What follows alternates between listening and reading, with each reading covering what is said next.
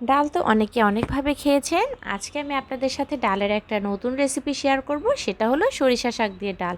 সেজন্য এখানে 3 রকমের ডাল নিয়েছি। রহর, মটর, মসুর ডাল প্রেসার কুকারের মধ্যে লবণ, হলুদ, কাঁচামরিচ, তেল দিয়ে সেদ্ধ করে নিয়েছি। এখন চুলায় কড়াই বসিয়ে দিয়ে এর মধ্যে শুকনো মরিচ, তেজপাতা, জিরা এবং হিং ফোড়ন দিয়ে কিছুক্ষণ নাড়াচাড়া করে নিয়ে এর মধ্যে দিয়ে দিচ্ছি পেঁয়াজ কুচি এবং রসুন। এগুলোকে কিছুক্ষণ ভেজে নেওয়ার পরে এর মধ্যে দিয়ে দিচ্ছি কাঁচামরিচ, তার সাথে দিয়ে দিলাম ধুয়ে কেটে রাখা সরিষার শাক।